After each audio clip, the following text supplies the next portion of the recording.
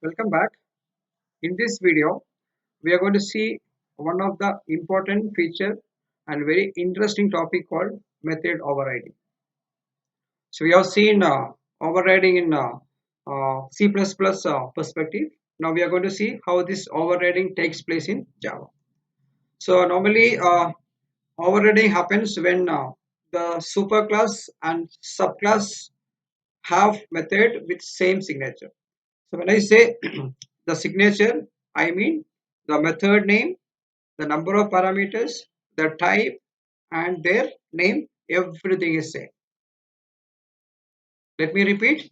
Method overriding in Java means a subclass method override the superclass method.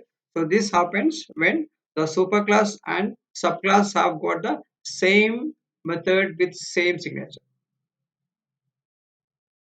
So let us see how this happens with a small example. So we can see a class called A. So here the class name is A and its instance variable is I. So let us mark it. This is the I, and there is a method called, sorry, this is the constructor, and it has got a method called add. So we have got a class with three members. One is instance variable, other one is constructor, and the last one is a method. So we have got a class with three members. So let us see the other class where you can find the class name as B. So class B is a subclass because which extends A. That means A is the superclass and B is the subclass, and it has got its own local variable called J. J is the local variable, and it has got a constructor called B. B has got its own constructor and A has got its own constructor.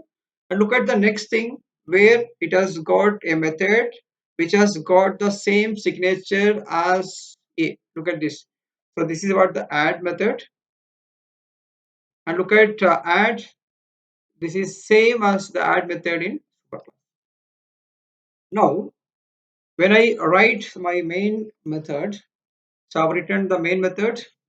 So where I've created an object of the class B, and the object name is small letter B, and obviously this is going to invoke the constructor in the B class called B, and A takes value 10, B takes value 20, and C takes value 30. Right? Now look at the next statement where I've written super A comma B.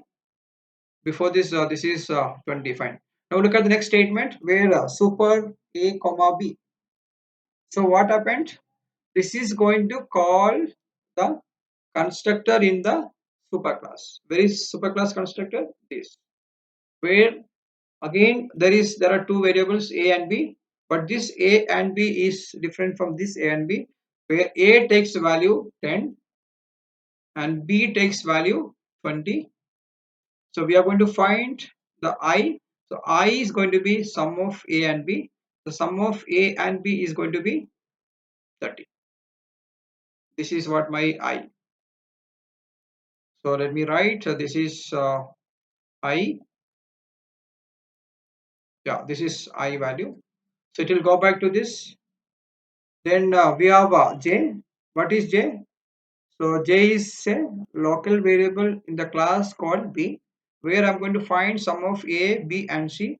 So A plus B plus C is going to be 60, and this is what my J. Right. So next, once this is done with the constructor, it will come back to the main method where we are going to call the method called add. Now look at this.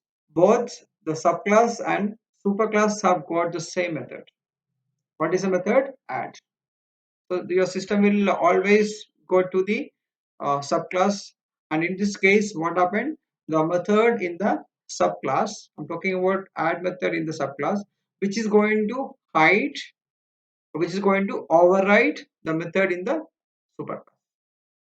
So this phenomena, this situation we call it as method overriding, because both the subclass and superclass have got the same method.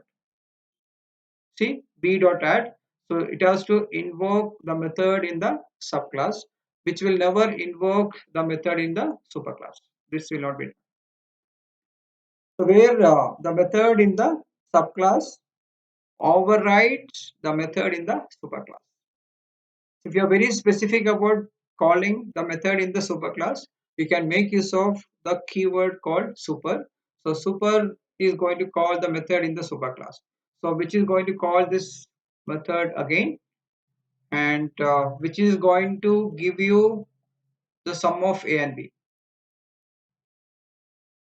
So the sum of a and b, so we have taken already. So this is going to be sum of a and b. We'll take it as this is I, which we have got already as 50. Sorry, this is going to be sum of 10 and 20. So sum of 10 and 20 is going to be 30. So I is going to be 30 now. I'll draw here. I is sum of 10 and 20, which is 30. So this will be printed. Once it is done, it will come back to this next statement, where we are going to find sum of A, B and C. What is A? A is 10, B is 20 and C is 30. And this is, we are going to find the sum of all these three and store in a variable called J, and this is going to be 60. Already this was 10 and this was 20. This is 10. And this 10 we stored in variable called I, so which is nothing but 10 plus 20, we got it as 30. This, so this we call it as method overriding. So output we got it as sum of a and b is 30 and sum of a, b and c is going to be 60. Now let us see another important feature called overloading, where two or more methods have the same name but different arguments.